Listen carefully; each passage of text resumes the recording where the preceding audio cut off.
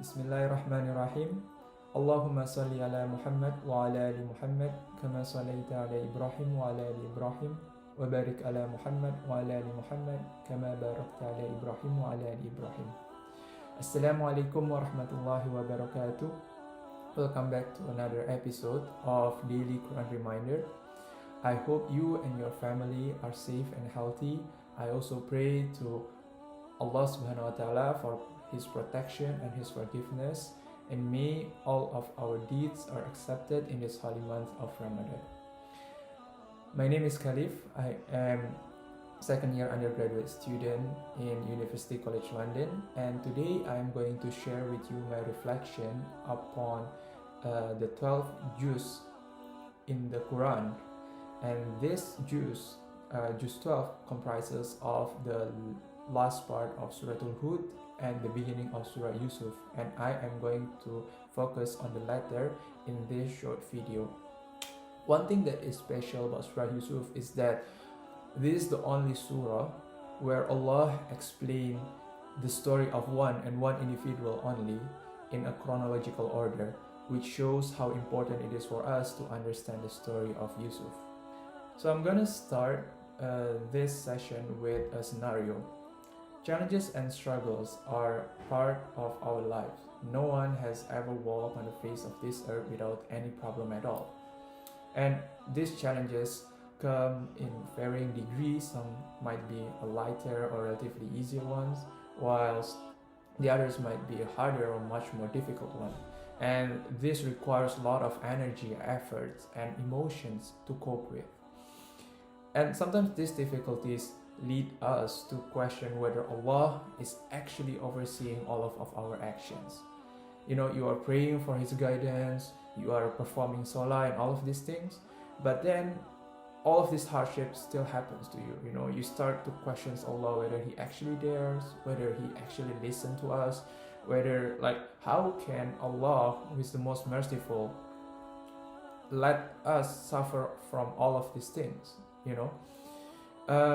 And you might start wondering whether you are actually guided, and you start questioning yourself whether Allah loves you or whether Allah notices you. This is not an easy question. That is why Allah tells the story of Yusuf to ensure you that He has a plan, no matter what happens. So let's go briefly to the story of Yusuf. I'm pretty sure some of you might be familiar of his story.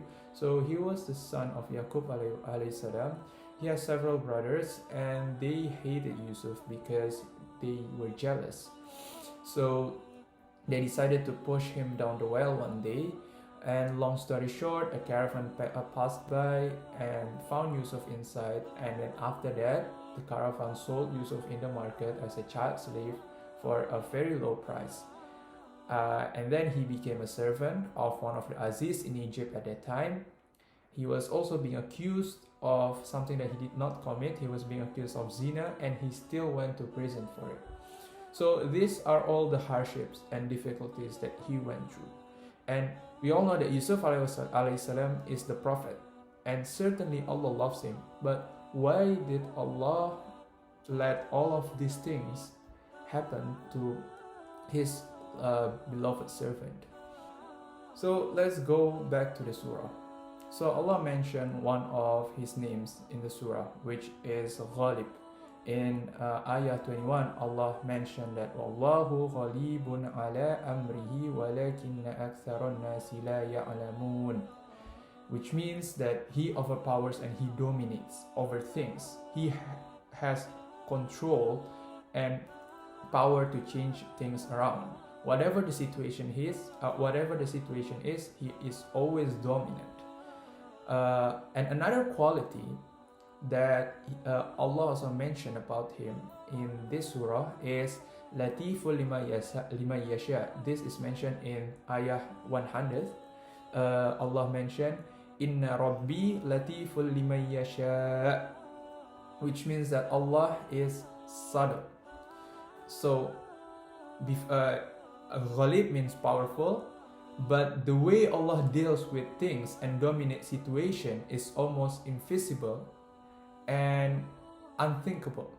Sometimes it just go unnoticed. he always, it's kind of like in general, he always has this plan at the back working. And as a servant, we do not notice that this plan, we do not notice that this plan is actually working. He also highlighted that he is Al-Alim and Al-Hakim, also in the ayah 100. He mentioned innahu huwal alimul hakim, which means that he is the most knowledgeable and has all of the wisdom. So all of these things combined together, Allah has a plan that is working at the back, and sometimes we do not notice it. Sometimes we just see the surface.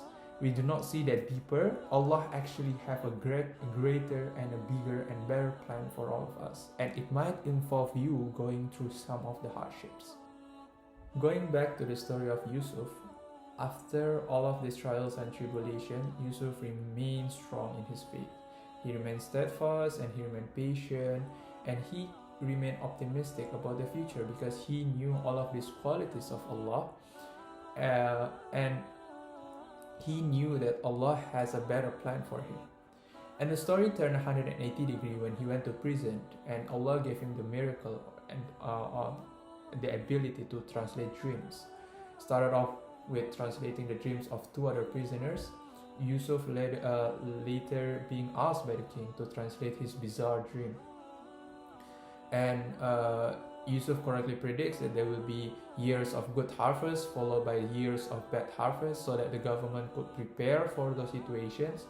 And after that, he was then being appointed to be the treasurers of the country. So this plan, Allah has already set this plan for Yusuf way before the sky and earth ever existed. And in the bigger picture, it's not just exclusively this benefits not exclusively for Yusuf. In the bigger picture, he saved all of his brothers as well in this case, and we know that the Yusuf brothers will be the ancestors of the Bani Israel, and there will be a lot of great prophets that will come from Bani Israel, including Musa alayhi salam, and we all know how important of a figure Musa alayhi salam is in our religion. This story is also an inspiration for our prophets when he was being exiled by his own family in Mecca. And also for all of us right now, Allah documented this story for us to remind us, to tell us that He has a plan for all of you. You might not notice it, but He has a plan, and it might involve going through all the hardships.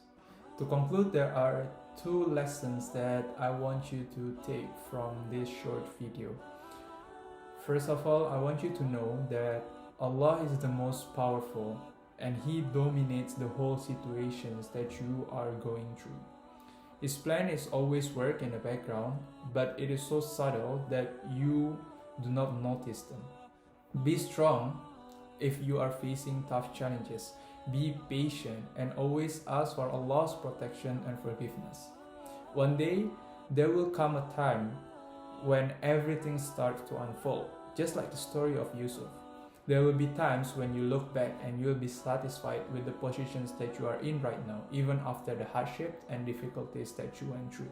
Remember that the hardships and challenges that you went through, and if you approach them with sabr, you approach them with optimism, it becomes like a reward, and it's gonna make you stronger, and Allah will put you in a better positions. Secondly, be an optimist. Keep working hard and give your best.